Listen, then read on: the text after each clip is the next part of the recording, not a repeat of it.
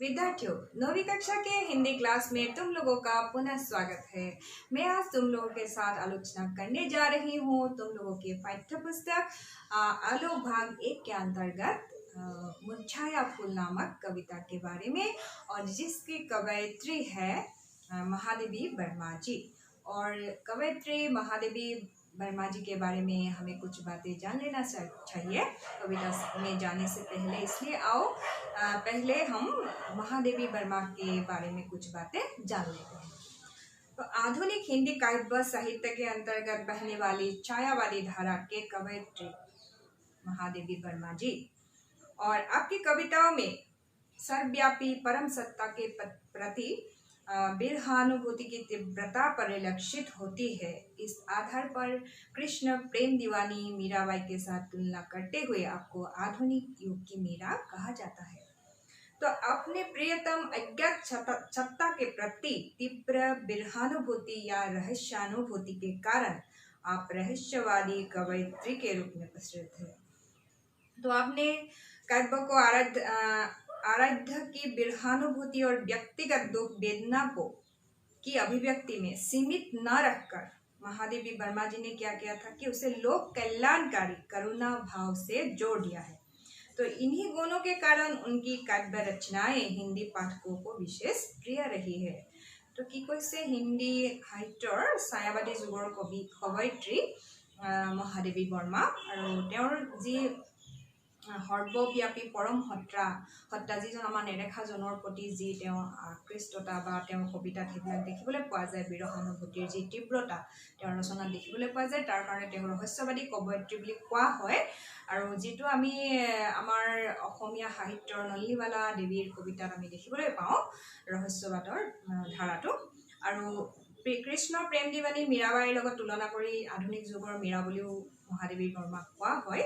আৰু তেওঁৰ এই যি ব্যক্তিগত দুখ অনুভূতি বা অজ্ঞাতজনৰ প্ৰতি যি বিৰহানুভূতি বিৰহ ভাৱনা, সেই ভাৱনাক কি কৰিছিলে নিজৰ মাজতে বন্দী কৰি নাৰাখি মুকলি ভাৱেৰে কি কৰিছিলে জনকল্যাণৰ বাবে এৰি দিছিল, যিটো আমি তেওঁৰ ৰচনাত দেখিবলৈ পাওঁ। আৰু সেইকাৰণে হিন্দী পাঠকৰ কাৰণে মহাদেৱী বৰ্মাৰ যি ৰচনাৱলী সি অতি প্ৰিয়।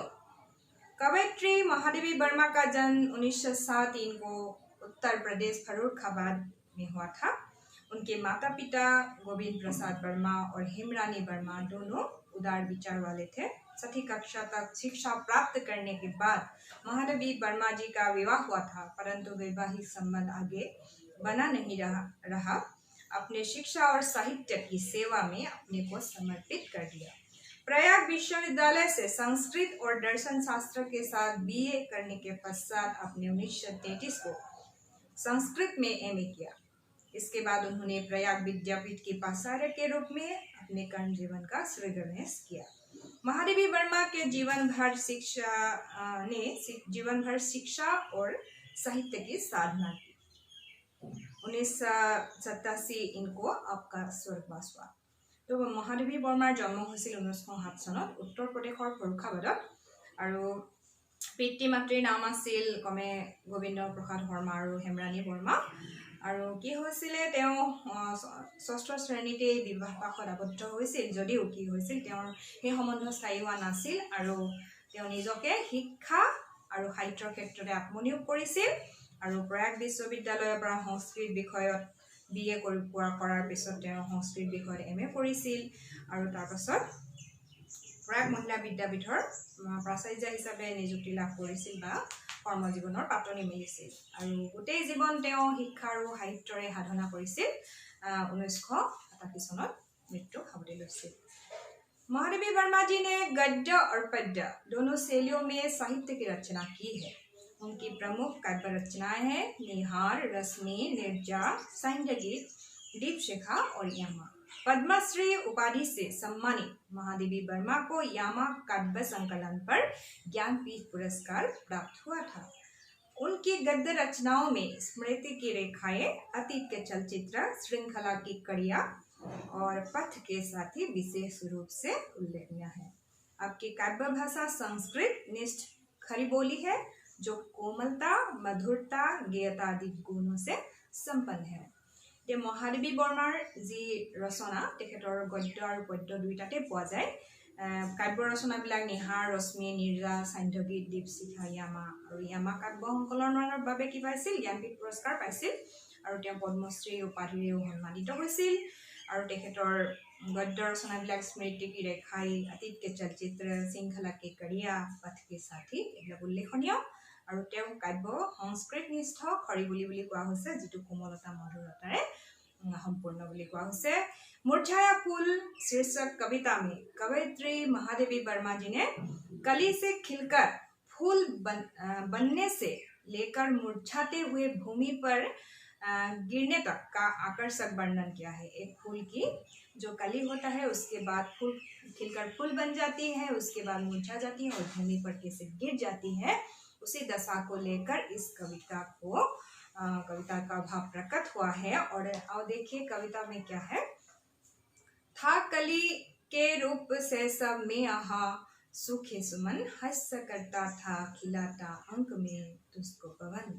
कवयित्री ने यहाँ एक सूखे सुमन को कहा है, सूखे फूल को यहाँ कहा है। क्या कहा है कि जब कली के रूप में सुमन था, जब कली के रूप में था तब पवन उसे क्या करता था, गोद में लेकर प्यार से खिलाता था, झुलाता था, फूल को लेकर आनंद मगन होता था। अब क्या है कि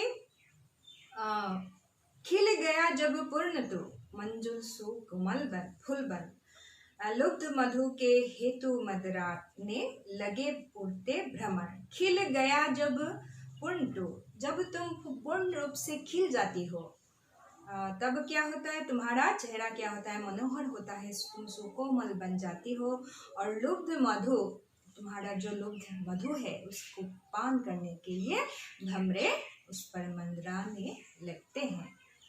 तो कविয়ে ইয়াত কি ক'ব বিচাৰিছে যে था कली के रूप में शैशव में মানে শৈশৱত কি কৈছে যি এতিয়া শুষ্ক ফুল বা শুকান ফুল তুমি এতিয়া শুকান ফুল পাওক উদ্দেশ্য কৰি কবিয়ে ক'ব বিচাৰিছে। কি ক'ব বিচাৰিছে যে তোমাক লৈ বতাহে কি কৰিছিল, খেলিছিল, তোমাক ঝুলাইছিল বা ঝুলনা ঝুলাইছিল মৰমেৰে। যেতিয়া তুমি সম্পূৰ্ণৰূপে ফুলি উঠিলা, খিল গয়া জব পূৰ্ণটো, যেতিয়া তুমি সম্পূৰ্ণৰূপে ফুলি উঠিলা তেতিয়াও তুমি তোমাৰ কি হ'ল, তুমি সুন্দৰ হৈ উঠিলা, মনোহৰ হৈ উঠিলা, সুকোমল হৈ উঠিলা আৰু তেতিয়া তোমাৰ মধু পান কৰিবলৈ ভোমোৰা তোমাৰ ওপৰত পৰিলহি।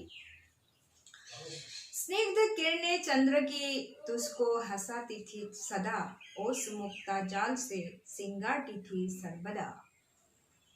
कवि का क्या कहना है, कवयित्री का कहना क्या है कि कवयित्री कहना चाहती है कि स्निग्ध किरणें, ये निर्मल स्निग्ध किरणें चंद्र की निर्मल किरणें हमेशा हंसाती थी, तुमको हमेशा हंसाती थी और ओस की बूंदें भी तुमको हमेशा मुक्ता जल की तरह श्रृंगार करती थी। वायु पंखा झल रही निद्रा विवश करती तुझे, यत्न मालिका रहा आनंद से भरता तुझे। वायु पंखा झल रही, वायु की पंखा जो वायु का जो हवा का झोला होता है वह उस खिले हुए फूल को पवन क्या करती है कि अपने सुकोमल स्पर्श के द्वारा निद्रा की गोद में सुलाना चाहता है, सुलाने की चेष्टा करता है। माली प्यार से जल से सेचता है, प्यार से उसका प्रतिपालन भी करता है जब फूल पूर्ण रूप से खिल जाता है। এতিয়া কবয়িত্ৰী কি ক'ব বিচাৰিছে যে স্নিগ্ধ কিৰণে চন্দ্ৰ কি তুझको हंसाती थी सदा, চন্দ্ৰৰ নিৰ্মল কিৰণে কি কৰিছিল, তোমাক সদায় কি কৰিছিল, তুমি যেতিয়া সম্পূৰ্ণৰূপে ফুলি আছিলা তেতিয়া তোমাক কি কৰিছিল, হহুৱাইছিল, তোমাক আনন্দ দিছিল বা যি নিয়ৰৰ মুকুতা জল নিয়ৰৰ জলেৰে কি কৰিছিল, তোমাক শৃংগাৰ কৰিছিল। এতিয়া কি হ'ল, বায়ুৰ বা পৱনৰ বায়ু বা পৱনৰ কি কৈছে বতাহৰ যি সুকোমল স্পৰ্শ সেই সুকোমল স্পৰ্শত তোমাক স্পৰ্শৰে তোমাক টোপনি নিয়াবলৈ বা টোপনি যোৱাবলৈ যত্ন কৰা হৈছিল তোমাক নিদ্ৰিত কৰা হৈছিল আৰু মালিয়ে তোমাক কি কৰিছিল কৈছে যে यत्न माली का रहा आनंद से भरता तुझे আৰু মালিৰ যত্নেৰে বা মালিয়ে যি তোমাক জল দিয়ে বা পানীৰে যি তোমাৰ সেৱা আগবঢ়াই তোমাৰ প্ৰতি বা প্ৰতিপালন কৰে আনন্দ মনেৰে কৰিছিল যেতিয়া তুমি সম্পূৰ্ণৰূপে खुली आसिला कर रहा अठखेलिया इतरा सदा उद्यान में अंत का यह दृश्य आया था कभी क्या ध्यान में सो रहा अब तो धरा पर सुख बिखराया हुआ गंध कोमलता नहीं मुख मंजू मंजू मुरझाया हुआ। तो कवयित्री का क्या कहना है कर रहा अठखेलिया इतरा सदा उद्यान में जब बाग में फूल खिला होता है मतवाला होकर इधर उधर झूलने लगता है अपनी साल से सभी को उसकी ओर आकर्षित करती रहती है अंत में फूल कोमलताहीन गंधहीन या उसका जो सूक्ष्म मुखड़ा होता है या मुरझा कर नीचे गिर जाता है अंत का यह दृश्य क्या कभी उसके ध्यान में आया था। तो कवयित्री কি ক'ব বিচাৰিছে যে তুমি যেতিয়া সম্পূৰ্ণৰূপে ফুলি থকা এপাহ ফুল আছিলা তেতিয়া কি হয় তুমি যেতিয়া উদ্যানত সকলোৰে মনোৰঞ্জনৰ বা আকৰ্ষণৰ বিন্দু হৈ পৰিছিলা তেতিয়া তোমাৰ এই অন্তিম দৃশ্য এতিয়া তুমি শুকান হৈ মাটিত পৰি ৰৈছা সেই দৃশ্য তোমাৰ মনলৈ আহিছিল নে তুমি যেতিয়া আনন্দৰে ইফালে সিফালে ঘূৰি ফুৰিছিলা তোমাৰ বতাহত তুমি ঝুলনা খেলিছিলা তেতিয়া তোমাৰ এই দৃশ্যলৈ মনত পৰিছিল নে আৰু এতিয়া তোমাৰ কি অৱস্থা সো ৰহা अब तू धरा पर सुख बिखराया हुआ আৰু তুমি এতিয়া শুকান হৈ মাটিত পৰি আছা বা পৃথিৱীত পৰি আছা গন্ধ কোমলতা नहीं তোমাৰ মাজত একো নাই এতিয়া গোন্ধও নাই কোমলতা আগৰ সেই মনোহৰ ৰূপ নাই তোমাৰ সেই গোন্ধও নাই সুগন্ধ নাই আৰু তোমাৰ মুখৰ যি লাৱণ্য বা মুখৰ যি মাধুৰ্য আছিল সিও এতিয়া শুকান হৈ পৰিছে। आज तुझको देखकर चाहक भ्रमर आता नहीं वृक्ष भी होकर तुझे हाँ अश्रु बरसाता नहीं जिस पवन ने अंक में ले प्यार था तुझको किया तीव्र झोंके से सुला उसने तुझे भू कर दिया। तो आज तुझको देखकर चाहक भ्रमर आता नहीं तो आज तुमको देखकर कोई नहीं आता जब तुम सूखे हुए सुख बिखरे हुए मिट्टी पर गिरे हुए हो या धरती पर गिरे हुए हो तब तुम्हारे दर्शन के लिए कोई नहीं आएगा। और चाहक जो एक समय में था कि जब तुम खिले हुए थे भंवरे आते थे मंडराने के लिए लेकिन वह भ्रमर अब नहीं आएगा। वृक्ष भी खोकर तुझे हाँ अश्रु बरसाता नहीं इस पृथ्वी पर कोई भी किसी के लिए आंसू नहीं बहाता यह संसार की रीत है जो तुम्हारे साथ भी हुआ है। तो तुम्हें देखकर या तुम्हें खोकर तुम्हें इस रूप में देखकर या तुम्हें खोकर वृक्ष भी आज दुख में व्यथित नहीं होता। जिस पवन ने अंक में ले प्यार था तुझको किया जिस पवन ने तुम्हें झुलाया था तुम्हें सुलाया था तुम्हें झुलाया था आज तीव्र झोंके से सुला उसने तुझे भू कर दिया। आज जब सूखे हुए हो तुम उसी पवन ने ही तुमको मिट्टी पर या धरती पर गिरा दिया है अपने हवा से तुमको मिट्टी पर गिरा दिया। तो कवयित्री কি ক'ব বিচাৰিছে যে আজি সেই যিপা ফুল সম্পূৰ্ণ এপাহ মঞ্জুল বা সুকোমল ফুলৰ গৰাকী যেতিয়া ফুলপাত যেতিয়া সুন্দৰ অৱয়বৰ গৰাকী হৈ আছিল তেতিয়া ভুমুৰা আহিছিল ভুমুৰা পৰিছিল তাৰ মধু পান কৰিবলৈ কিন্তু সেই ভুমুৰা আজি নাহে আৰু গছজোপায়ো তোমাক হেৰুৱাই ফুলপাহক হেৰুৱাই কি কৰে দুখ নকৰে আৰু যি পৱনে তা সময়ত গভীৰ নিদ্ৰাত মগ্ন কৰাইছিল বা গভীৰ নিদ্ৰাৰে আনন্দ দিছিল আৰু মৰমেৰে ঝুলনা ঝুলাইছিল সেই পৱনে এতিয়া কি কৰিছে সেই একে পৱনে নিজৰ তীব্ৰ জোৰেৰে কি কৰিছে সেই পৱন বা বায়ুৱে তোমাক মাটিত বা পৃথিৱীত পেলাই দিছে তাৰ মানে তোমাৰ এতিয়া একো দৰ বা মূল্য নাইকিয়া হৈছে। कर दिया मधु और सौरभ दान सारा एक दिन किंतु रोता रोता कौन है तेरे लिए दानी सुमन। मन व्यथित हो पुष्प किसको सूख दिया संसार ने। स्वार्थ में सबको बनाया है यहाँ करतार ने। तो कवयित्री का कहना है कि तुमने अपना जो जब तुम खिले फूल थे तब तुमने अपना सर्वस्व दान किया इस संसार के लिए, या सबके लिए तुमने अपना मधु और सौरभ दान किया था एक दिन। किंतु आज तुम्हारी इस स्थिति पर संसार में कोई तुम्हारे लिए दुख करने के लिए नहीं आएगा। तो तुम दानी ही रह गए, तुमने संसार के लिए अपना सर्वस्व दान किया, लेकिन तुम्हारे लिए कोई रोने के लिए आज नहीं आएगी। मन व्यथित हो पुष्प किसको सूख दिया संसार ने। तो मत व्यथित हो, मन नहीं मत व्यथित हो पुष्प, तुम अपना मन व्यथित मत करो, क्योंकि तुम अपना दुख मत करो, क्योंकि इस संसार में जब तक स्वार्थ रहता है तब तक ही काम रहता है। तो इसलिए तुम दुख में व्यथित मत हो।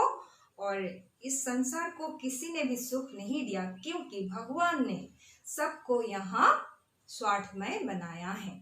तो কি কৈছে কবয়িত্ৰীয়ে যে তুমি যেতিয়া এটা সম্পূৰ্ণ ফুল আছিলা, সকলোকে আনন্দ প্ৰদান কৰিছিলা আৰু তোমাৰ মধু আৰু তোমাৰ যি সুগন্ধ বা সৌৰভ তুমি চাৰিওফালে বিলাই দিছিলা, দান কৰিছিলা, কিন্তু এতিয়া তোমাৰ কাৰণ তুমি যেতিয়া শুকান হৈ গলা, পৃথিৱীত পৰি আছা তুমি শুকান হৈ বিখৰিত হৈ, কিন্তু তোমাৰ কাৰণে কান্দিবলৈ কোনো নাই। আৰু সেইকাৰণে কবয়িত্ৰীয়ে ক'ব বিচাৰিছে যে তুমি এতিয়া নাকান্দিবা বা তুমি সেই কথাত দুখ নকৰিবা। এই পৃথিৱীখন হৈছে স্বাৰ্থপৰ, আৰু ভগৱানে যিহেতু সকলোকে স্বাৰ্থপৰ বনাইছে, সংসাৰৰ এই নিয়ম, আৰু তোমাৰ কাৰণে দুখ কৰিবৰ বাবে কোনো নাহে, আৰু সেইকাৰণে তুমি দুখত ব্যথিত নহবা। विश्व में है पुष्प तू सबके हृदय भाता रहा, दान कर सर्वस्व फिर भी हाय हर्षाता रहा। जब न तेरे ही दशा पर दुख हुआ संसार को, कौन रोएगा सुमन हमसे मनुष्य निस्वार को। तो कवयित्री का कहना है कि विश्व में है पुष्प तो सबके हृदय भाता रहा, दान कर सर्वस्व फिर भी हाय हर्षाता रहा। तो कवयित्री ने यहाँ कहा है कि क्या कहा है कि इस विश्व में, इस संसार में कोई किसी के लिए दुख नहीं करता, और तुम अगर तुम्हारा सर्वस्व भी दान कर दो, जिस तरह एक खिले फूल ने अपना सर्वस्व दान किया इस संसार के लिए और सबके मनोरंजन के लिए, फिर भी उसके लिए दुख करने वाला इस संसार में कोई भी नहीं है। इसलिए जब तेरे ही दशा पर, तेरे सुख बिखरे हुए दशा पर किसी को रोना आता नहीं, तब क्या होता है कि कौन रोएगा सुमन हमसे मनुष्य निस्सार को। तुम्हारे सुकोमल जब तुम खिले हुए थे, तुमने सब कुछ अपना सब कुछ संसार के लिए दान किया, तो उस दान के लिए भी तुमको किसी ने क्या नहीं दिया, उसका मोल नहीं दिया। तो निस्सार मनुष्य के लिए कौन मोल देगा। तो मनुष्य जीवन के साथ कवयित्री ने इस कविता की सारी बातें तुलना की है। मनुष्य के लिए कौन दुख करेगा, एक फूल के लिए ही कोई दुख नहीं करता, वहाँ मनुष्य के लिए कौन दुख करेगा। तो कविता में कवयित्री ने कली और खिले फूल के प्रति सब जो आकर्षित होते हैं उसी बात को लेकर मानव जीवन की कथा को फूल के जरिए उपस्थापन किया है। और क्या क्या है, इस संसार की स्वार्थ करता है, परंतु इससे बेखबर रखकर फूल अपना सर्वस्व दान करते हुए सबको हर्षाता जाता है। यहाँ कवयित्री ने प्रकारांतर से मानव जीवन की बात किया है और फूल के साथ उसकी तुलना किया है मानव जीवन की। जिस तरह फूल भी मुरझा जाता है, एक दिन मानव जीवन भी मुरझा जाता है। इस स्वार्थमय संसार में कोई किसी के लिए दुख नहीं करता। कविता की प्रतिपाद्य यही है। आशा करती हूँ विद्यार्थियों कि तुम लोगों को यह कविता समझ में आई होगी और तुम लोग इसको समझने की कोशिश भी करोगे। और इसके साथ मैं आज के लिए आती हूँ, अगली बात या कविता लेकर मैं तुम लोगों के पास फिर आऊँगी। आज के लिए यही सही, धन्यवाद।